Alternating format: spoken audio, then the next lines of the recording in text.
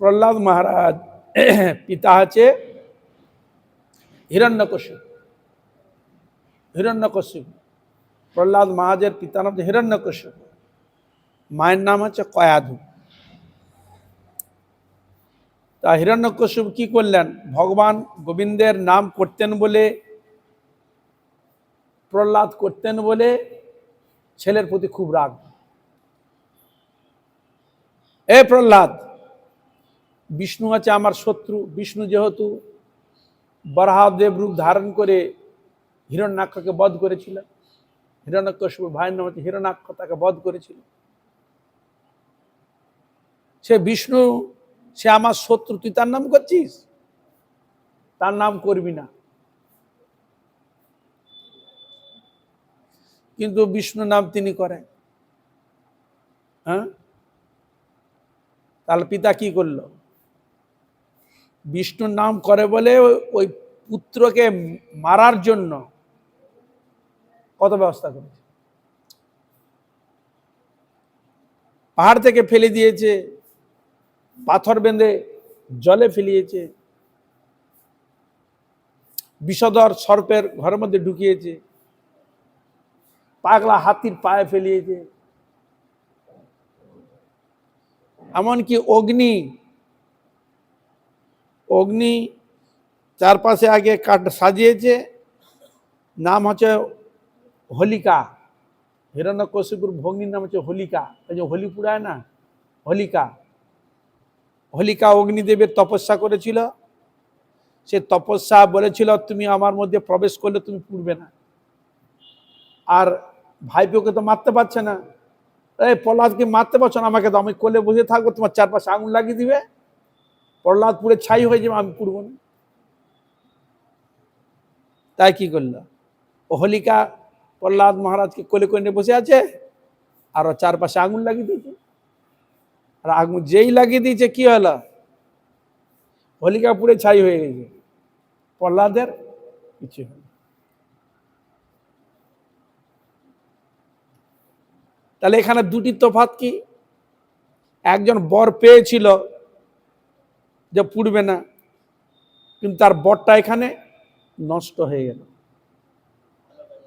ভালো কাজে লাগায়নি। আবার ভগবানের ভক্ত, তাকে অন্যায় বশত এই ক্রিয়া করেছে, এই জন্য তার মন্ত্র শক্তি নষ্ট হয়ে গেল, ওই জন্য পুড়ে ছাই হয়ে গেছে। তার দ্বারা কি বুঝালো, মন্ত্র শক্তি জীবে মঙ্গলের জন্য, অমঙ্গলের জন্য নয়, এই জন্য পুড়ে গেল। প্রহ্লাদ ভগবানকে ডেকেছে, সে বলেছিল আমাকে ছেড়ে দে, আমি মরে যাব, আগুনে পুড়ে যাব, বলেছিল, কিছু বলেনি। কেন? সে ভগবানকে স্মরণে রেখেছে, ভগবত চিন্তনে রেখেছে, এই তার ভয় নাই। আমাদের ভয় হয় কেন? আর ভগবানকে স্মরণে রাখি না, ভগবানের চিন্তা করি না, ভগবানের সঙ্গে সম্পর্ক রাখি না, এই জন্য তো আমাদের ভয়। প্রতি পদে পদে মৃত্যু ভয়, সব কিছু ভয় রয়েছে, আধ্যাত্মিক, আদি ভৌতিক, আদি দৈবিক, এসব ভয় রয়েছে। তোমার কোনো ভয় নেই, কেন নাই? এই যে ভগবানকে রয়েছে। সমন দমন রাবণ রাজা, রাবণ দমন রাম।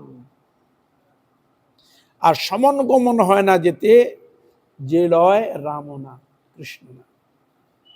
সমানকে কে দমন ছিল? সমান মানে যম, রাবণ তাকে দমন করেছিল, কত তার বল ছিল। আর সে রাবণকে দমন কে করেছে? ভগবান রামচন্দ্র দমন। তাই এখানে বিশেষ শিক্ষার বিষয়। হ্যাঁ, সমানকে যে দমন করতে পারে সে কিরকম, আবার সমান দমন যে করে তাকে আবার যে দমন করতে পারে সে কিরকম, তার ভয় আসার কোনো প্রশ্ন আছে? আমাদের ভয় কেন? আমরা ভয়ের মধ্যে রয়েছি তো, ভগবানকে ধরি না তো, ভগবান আশ্রয় নেই তো, এই জন্য আমাদের ভয়। কিন্তু ওই জন্য প্রহ্লাদের ভয় নেই। কোন দিকে যখন তাকে মারতে পারছে না, তখন হিরণ্যকশিপু বলছে, হে প্রহ্লাদ, আমাকে দেবতা থেকে, ঋষি থেকে সকলে আমাকে ভয় করে, আর তুই আমাকে ভয় করিস না? তোর হরি কোথায়? আমি সব জায়গায় দেখতে পাচ্ছি। বলে থাম্বাতে আছে, বলে হ্যাঁ। তা আমি দেখতে না পাই তো ও তো দেখছে, ও নিশ্চয়ই আছে। তাহলে আমি ঘুষি মারলে তাহলে ও বেটা মরে যাবে, মানে আসরিক বিদ্যা। এই যে ঘুষি মেরেছে থাম্বা ভেঙে গেছে, আর থাম্বা থেকে নৃসিংহদেব প্রকট হয়েছে। বলে নৃসিংহ ভগবান কি, হ্যাঁ, নৃসিংহদেব প্রকট হয়ে গেছে, এই জন্য স্তম্ভপুত্র বলা হয় নৃসিংহদেবকে। কেন? ভক্ত যেটা দেখে সেটা মিথ্যা নয়, সেটাকে প্রতিপাদন করলেন সত্য। আর যা বর নিয়েছিল সব বরকে উল্টো পাল্টা করে দিলেন, যা বলেছিল সব তার খণ্ডন করে দিলেন, হিরণ্যকশিপুকে বধ করলেন। তখন সংক্ষেপে বলছি, তখন প্রহ্লাদ মহারাজকে বললেন, নৃসিংহদেব তুই বর মাগ।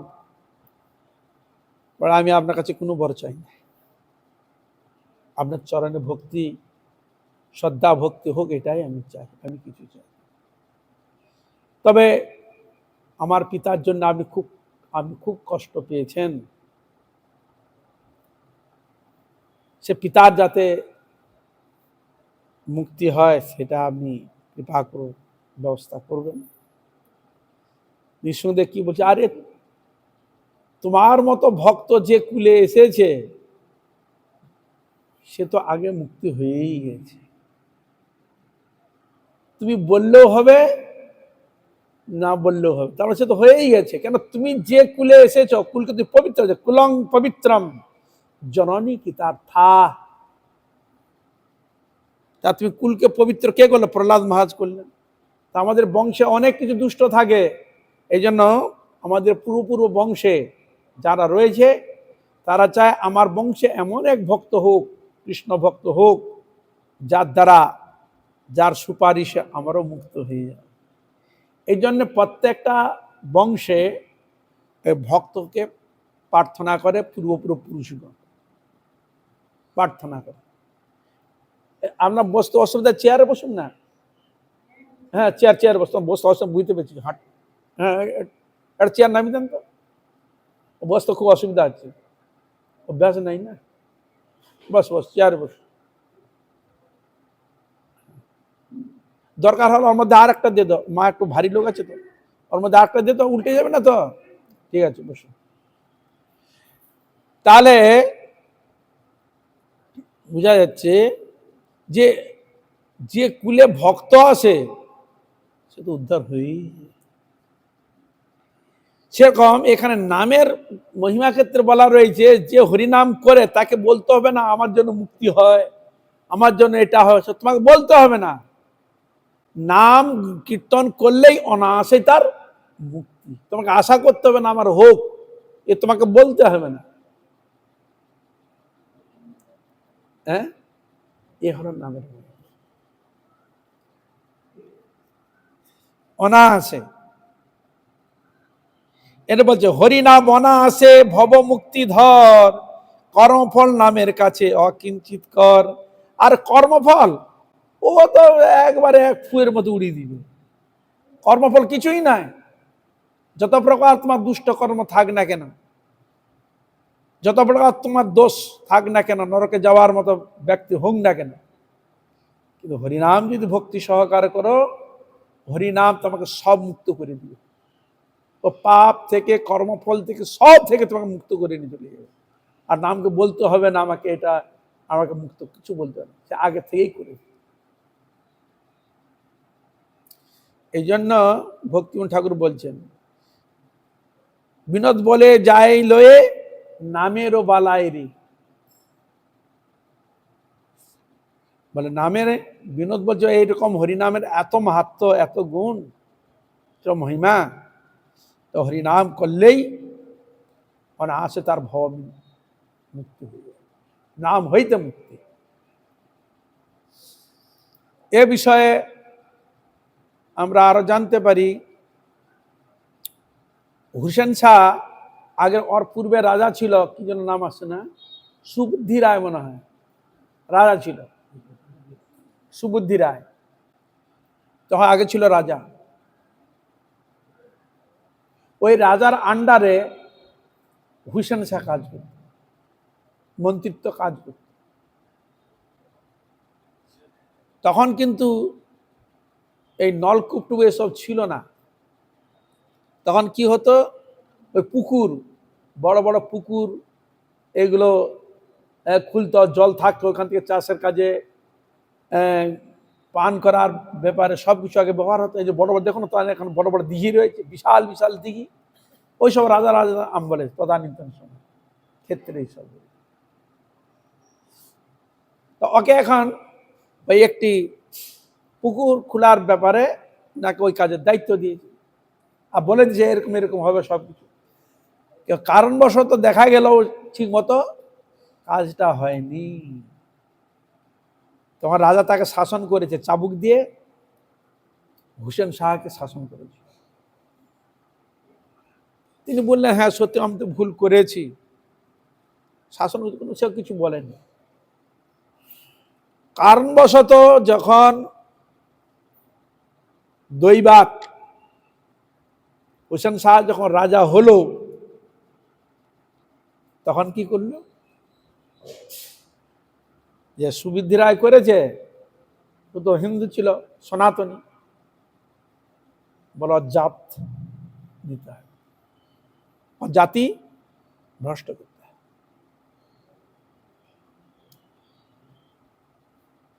ঘটনা কি হলো, এতদিন হুসেন শাহ রাজা হয়েছে এরকম কথা উঠেনি, কেন রাজা বলেছে মেনে নিয়েছে। কিন্তু একদিনের এক ঘটনা, রাজা স্নান করতে যাবে, আপনার তেল মাখায় না, সরষের তেল গায়ে মাখিয়ে স্নান করানো হয়। তা রাজা গা থেকে জামা গেঞ্জি বের করেছে, খুলেছে, পিঠে যখন তেল ঘষতে গেছে সে চাবুকের দাগ দেখতে পেয়েছে। চাবুকে যখন দাগ দেখতে পেয়েছে, তখন বেগম জিজ্ঞাসা করছে, ওগো তোমার পিঠে দাগ, এটা কিসের দাগ? এটা দেখে বোঝা যাচ্ছে চাবুকের দাগ, কে তোমাকে মেরেছে? না, তুমি বলবো না, তোমাকে বলতে হবে, আমি তোমার স্ত্রী, তোমার বলতেই হবে। বলে আমি বলবো না, বলতে হবে তোমাকে, এখন তুমি রাজা, এখন তুমি প্রজা না, বলতে হবে। বলে হ্যাঁ, এটা অন্য একটা কাজ করেছিলাম, কাজ ঠিক মতো হয়নি, সুবুদ্ধিরা আমাকে এই চাবুক দিয়ে শাসন করেছিল, সেই দাগটা এটা। ও, এখন তুমি রাজা হয়েছে, আমি বলছি ওর জাত নিতে হবে তোমাকে। এ রাজা তখন ওই বেগম কি ধরলো, বাহানা ধরলো, করতে হবে, নাহলে হবে না। তখন কি করলেন, করোয়ার জল সুবুদ্ধি রায়কে খাইয়ে দিয়েছে। তা এই ঘটনা তখন ছিল ব্রাহ্মণ সমাজ খুব এরকম হতো, আগে যে খাইয়ে দিয়েছে জোর করে, তখন গিয়ে তিনি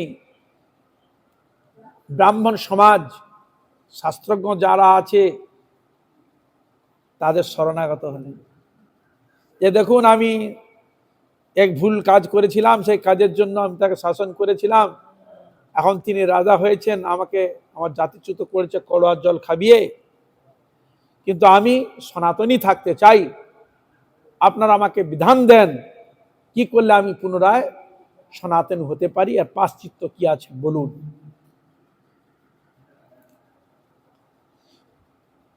তখন তো জানেন ঠেটারাম ছিল সব সমাজ, হ্যাঁ ও ঘি গরম করে খেয়ে না, টকবক করে ফুটবে খেয়ে না, কে বলছে ই আগুনে ধোয়া দিয়ে মুখে ঢুকি দাও, এটা তোমার প্রাশ্চিত্য, কি বলে গলায় জোরে ডুব দাও, এটা তোমার প্রাশ্চিত্য, নানা রকম।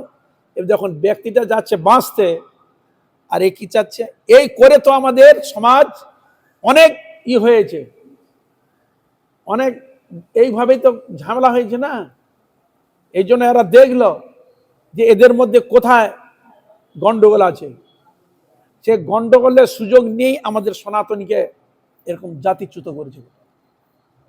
চিন্তা করুন কি ছিল, এরকম ছিল ঝামেলা। এখনই তো দেলের দ্বারা তো হবে না, আমাদের বাঁচতেই হবে।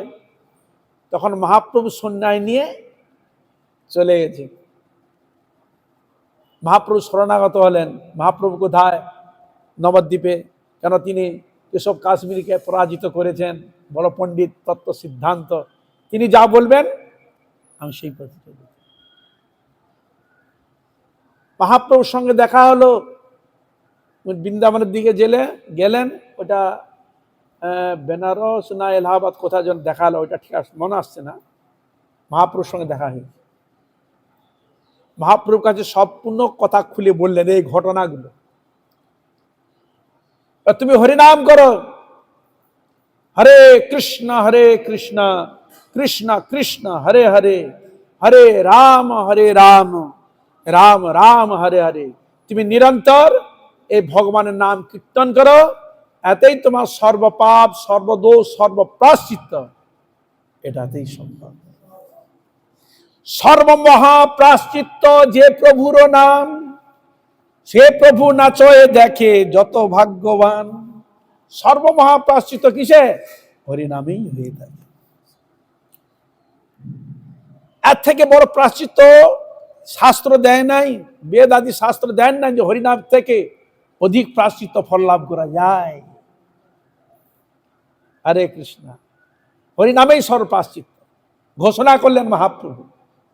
যাও তুমি হরিনাম করো, এই হরিনামে তোমার সবকিছু মুক্ত হয়ে যাবে, সব দোষ, সবকিছু ত্রুটি, সবকিছু মুক্ত হয়ে যাবে হরিনাম করে।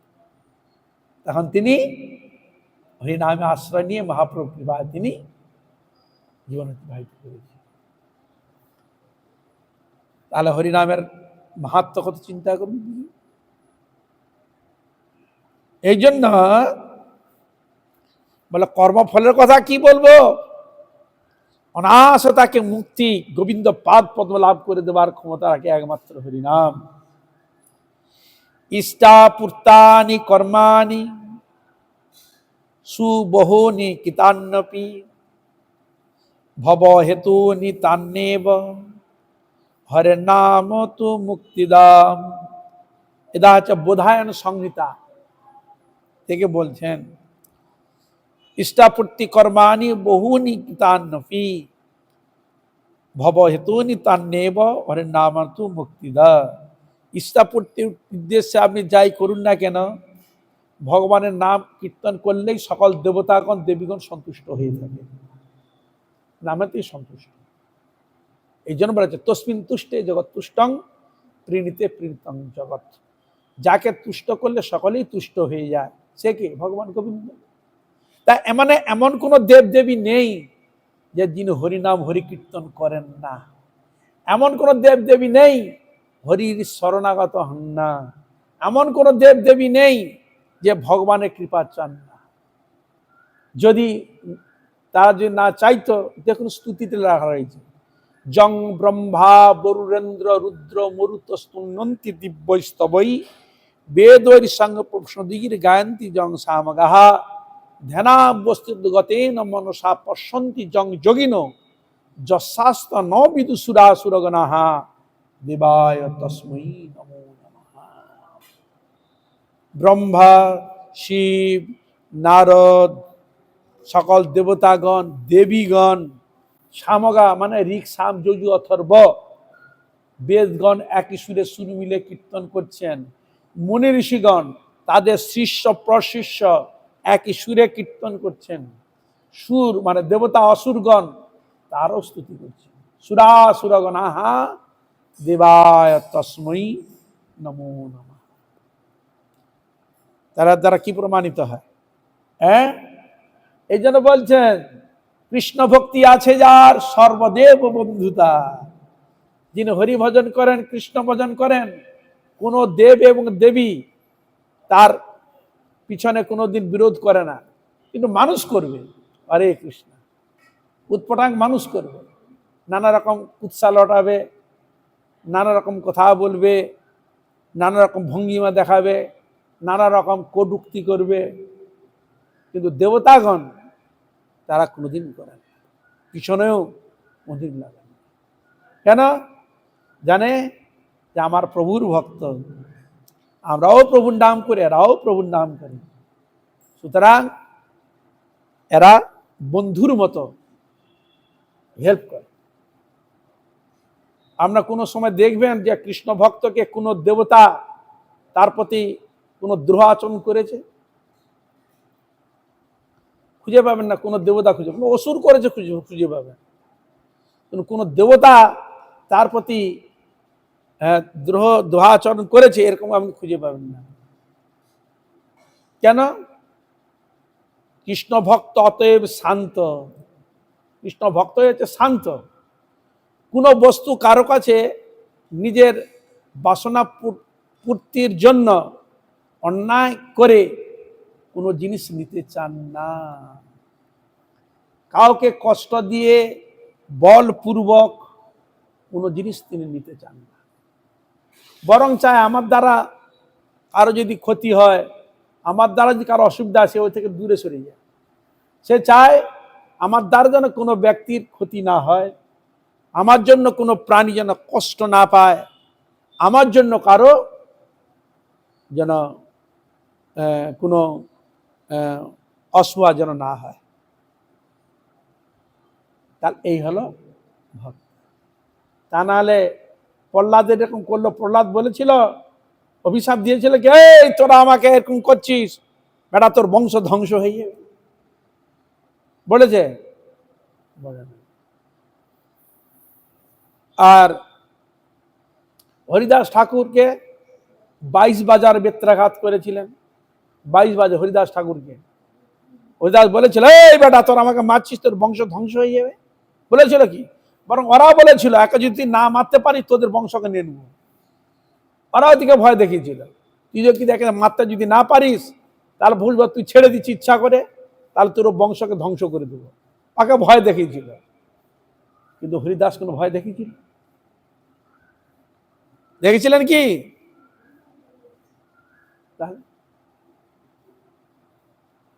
যীশু খ্রিস্ট তাই ক্রুশবিদ্ধ করেছিল না? ক্রুশবিদ্ধ যীশু খ্রিস্টকে অভিশাপ দিয়েছিল? দেয়নি।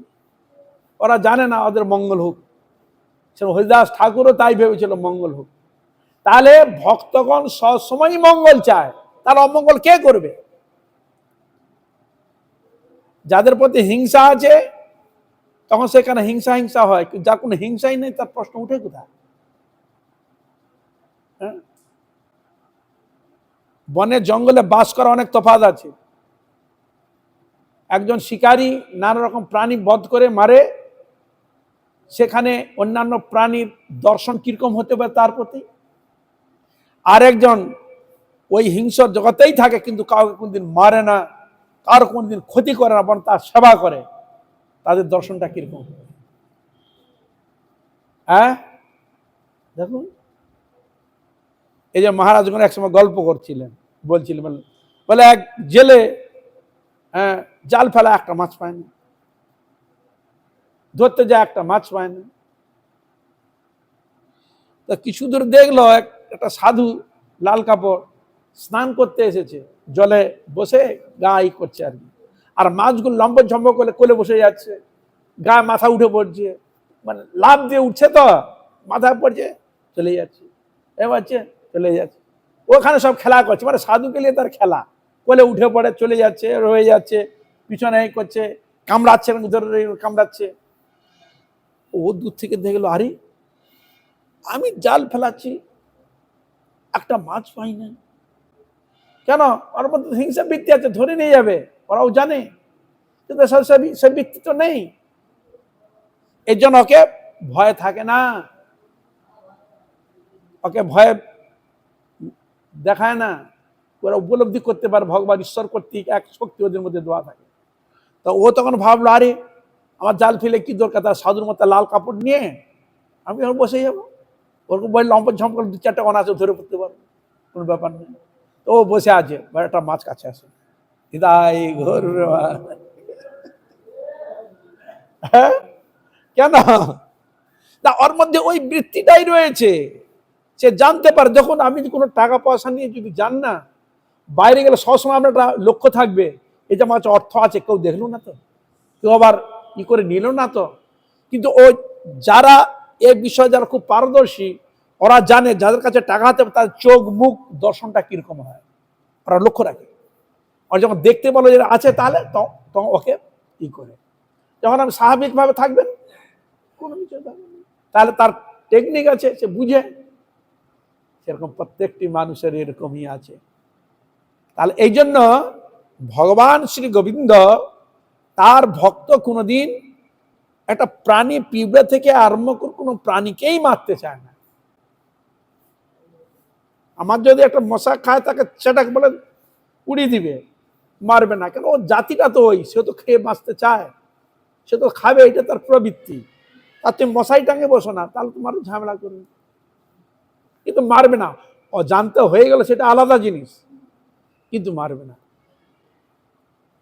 তাহলে ভক্ত চরিত্রটা কিরকম বুঝতে পেরেছেন? জীবে সম্মান দিবে জানি কৃষ্ণ অধিষ্ঠান। প্রত্যেকটি জীবকে সম্মান দিবে, কাউকে কোনোদিন অপমানিত করবে না। যে যেরকম ব্যক্তি, তাকে সেরকম শ্রদ্ধাপূর্বক তাকে সেইভাবে দেখেন। ভগবান প্রত্যেকটি জীবের মধ্যে রয়েছে।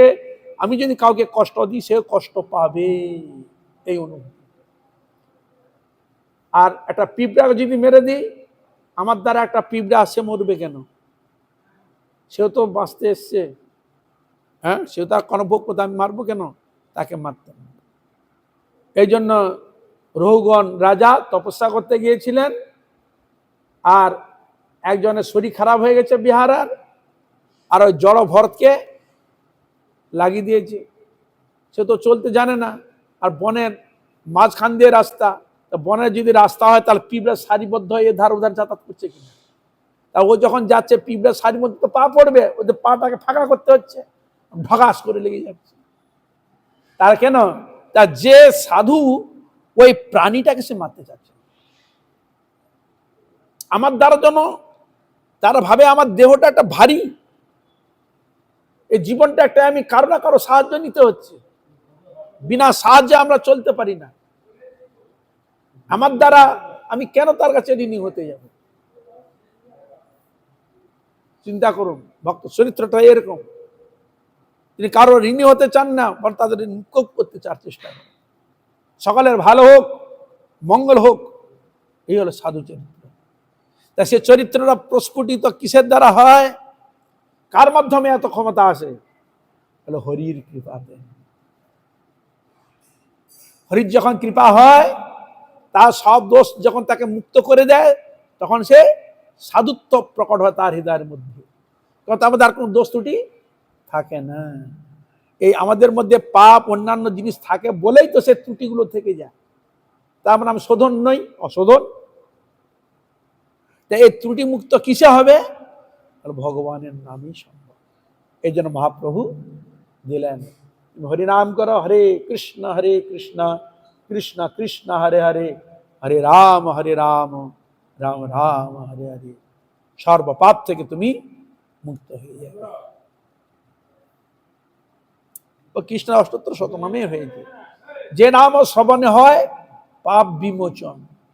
কৃষ্ণ নাম হরিনাম বড়ই মধুর, যেই জন কৃষ্ণ বাজে সে বড় চতুর।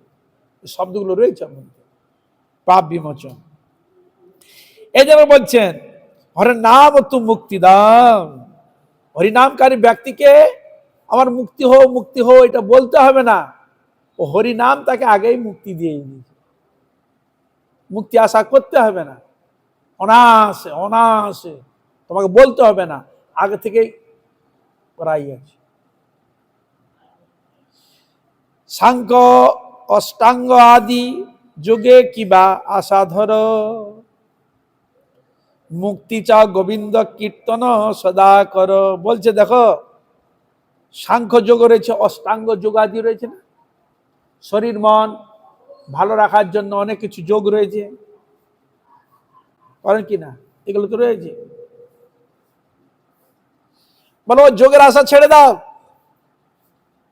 সাংখ্য যোগ অষ্টাঙ্গ যোগ যত প্রকার রয়েছে, ওই মুক্তি টুক্তি করার জন্য অষ্টাঙ্গ যোগ করার দরকার নেই, সাংখ্য যোগ মুক্তি করার কোনো প্রয়োজন নেই, কষ্ট স্বীকার করার কোনো প্রয়োজন নেই।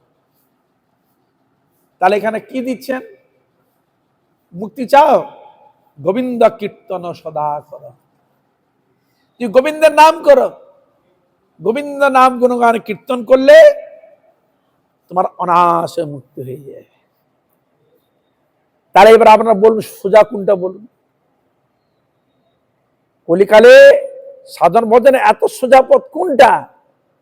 ওই হরিনামকে আশ্রয় করে ভক্তিপথে অগ্রসর করাই হচ্ছে সর্বশ্রেষ্ঠ পথ। এর থেকে শ্রেষ্ঠ ভজন সাধন নেই। ভক্তিমোহন ঠাকুর বর্ণন দিচ্ছে অন্যান্য এতে, বলে জগতে যত প্রকার সাধনা আমি দেখবেন, যত প্রকার সাধন রয়েছে, বেদ আদি দুনিয়ার যত শাস্ত্রে যত সাধনের কথা রয়েছে, সব থেকে উচ্চাঙ্গ সাধন, অতি তাড়াতাড়ি সাধনের সিদ্ধি লাভ করার ক্ষমতা রাখে একমাত্র হরিনাম।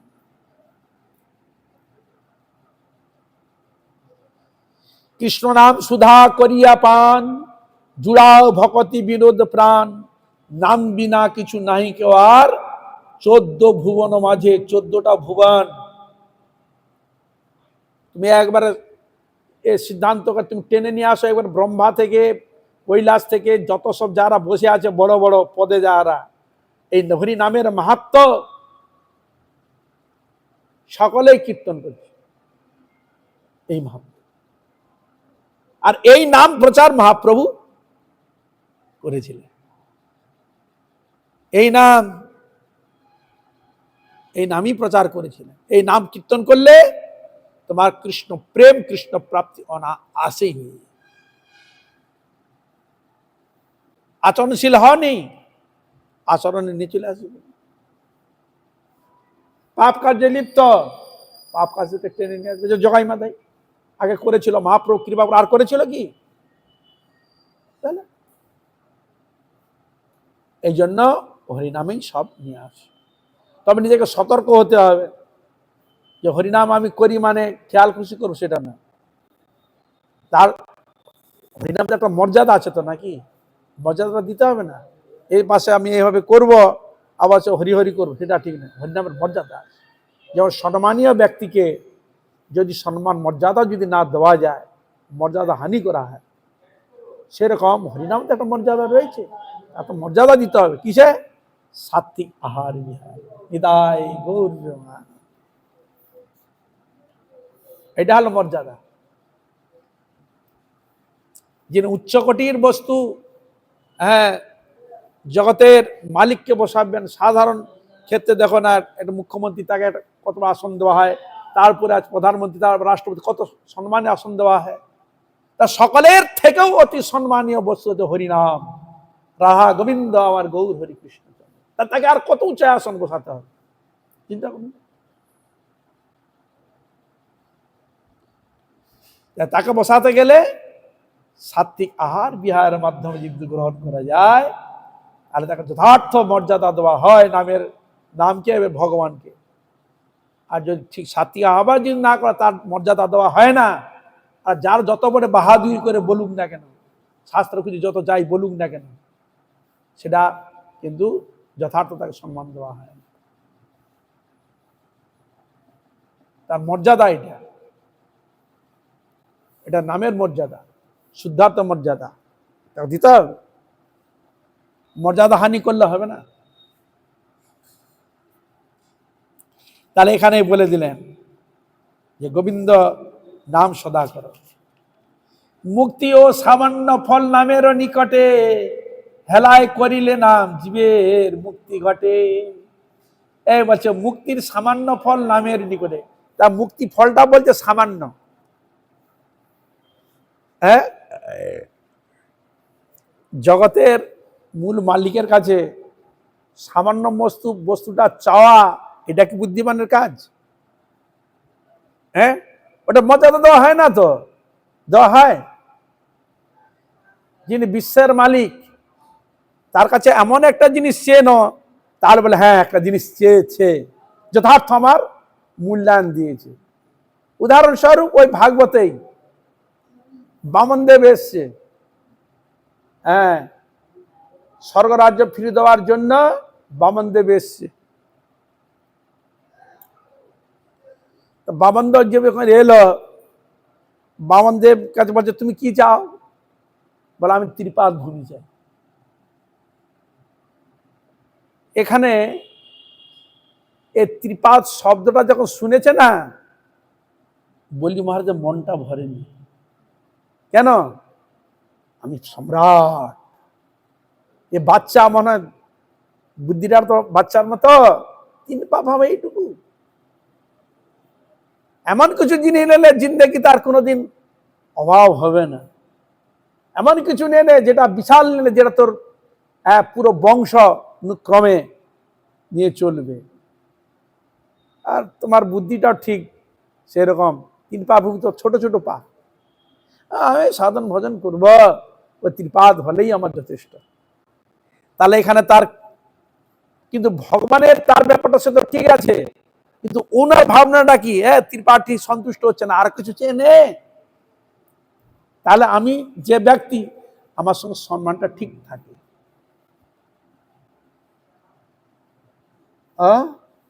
হরে কৃষ্ণ।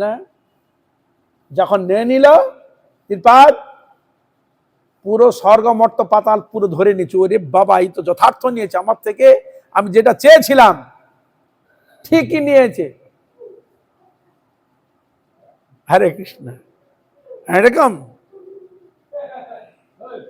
এই জন্য চাওয়া পাওয়ার ক্ষেত্রে এই জন্য মহাপ্রভু বলে দিয়েছেন, তুমি ভগবানের কাছে কি চাইবে? এরকম শ্রেষ্ঠ মালিকের কাছে।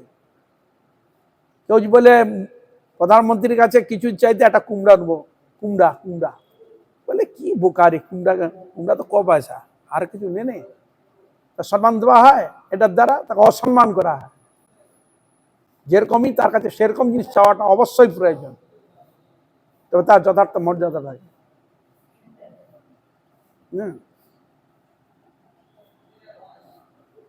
ভগবান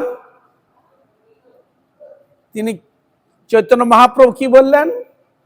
ন ধনং ন জনং ন সুন্দরীং কবিতাং বা জগদীশ কাময়ে মম জন্মনি জন্মনীশ্বরে ভবতার ভক্তি অহৈতুক। কি চাইছে? হে গোবিন্দ, আমি ধন চাই না, জন চাই না, টাকা পয়সা, মান, পূজা, প্রতিষ্ঠা কিছুই চাই না। হে গোবিন্দ, তোমার চরণ যেন আমার অহৈতুকী। এইটা হলো যথার্থ পাওয়া। যদি ওইটা, যদি আমি ধন চাই, জন চাই, এটা যদি আমার যথার্থ পাওয়া হতো, তাহলে মহাপ্রভুকে এই শ্লোকটা বর্ণন করা কোনো প্রয়োজন ছিল কি?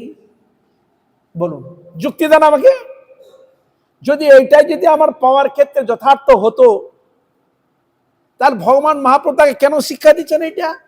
যে না ধনাং না জনাং না সুন্দরী কবিতাং মজ্জকাম, এগুলো তো মানুষ সবাই চায় এবং পেয়েও থাকে, স্বসকরণে পেয়েও থাকে, কিন্তু কৃষ্ণ ভক্তি তো পাবে না। এ তো ধন, টাকা, পয়সা, অর্থ তো পাওয়া যায় না, এটা দেব দুর্লভ বস্তু। এই জন্য এমন একটা জিনিস নিবে যেটা দুর্লভ। নিতাই গৌর প্রেমানন্দ। এই জন্য আমরা চাইতে জানি না। বিশ্ব সম্রাট ভগবানের কাছে আপনি ধন দাও, টাকা দাও, পয়সা দাও। এরকম এক ঘটনা, একজন মারোয়ারি যথাসময়ে একটু গরিব, ঘন্টা পড়ে গেছে, আজ এখানে থাক। সকাল বৈষ্ণবী সকলের চরণে দণ্ডবত প্রণাম, আজ এখানে রাখি, কালকে আলোচনা করব। আমরা আশীর্বাদ করুন, কৃপা করুন, যেন এইভাবে হরিগুরু বৈষ্ণবের মহিমা গুণগান কীর্তন করে যেন আমার জীবনকে আমি ধন্য করতে পারি। প্রকৃষ্ট জন হিয়াচন হইবেন প্রভু যত দাস, সবার চরণ বন্ধু দন্তে। হরে কৃষ্ণ হরে কৃষ্ণ হরে কৃষ্ণ কৃষ্ণ কৃষ্ণ হরে হরে, হরে রাম রাম রাম হরে হরে, হরে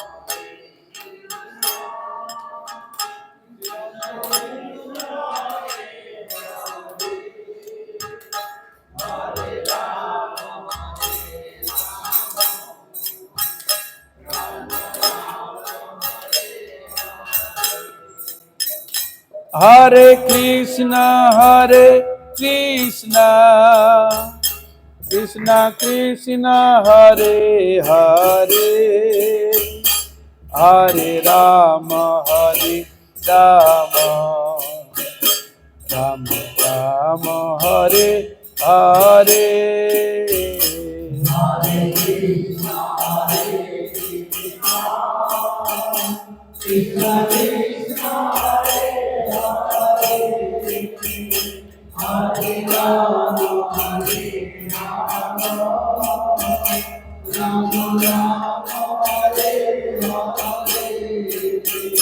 Hare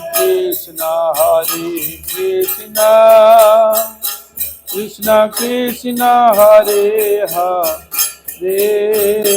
Hare Rama, Hare Rama, Rama Rama, Hare Hare.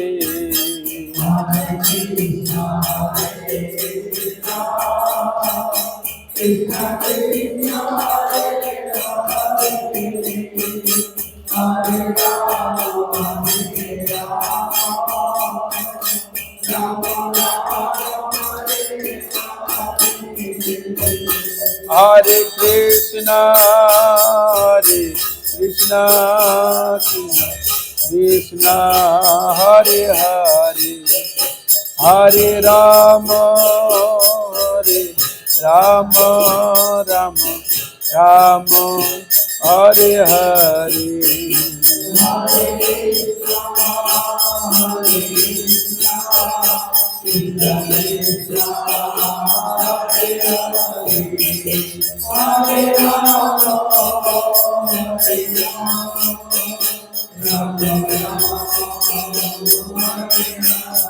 Jai Gaur Hari Bol, Hari Bol, Hari Bol, Hari Bol, Hari Bol,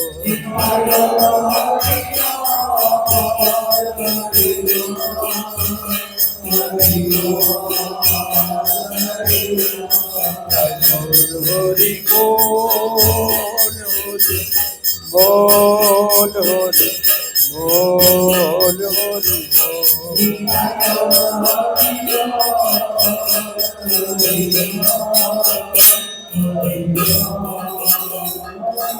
Jai Gaur Premanande.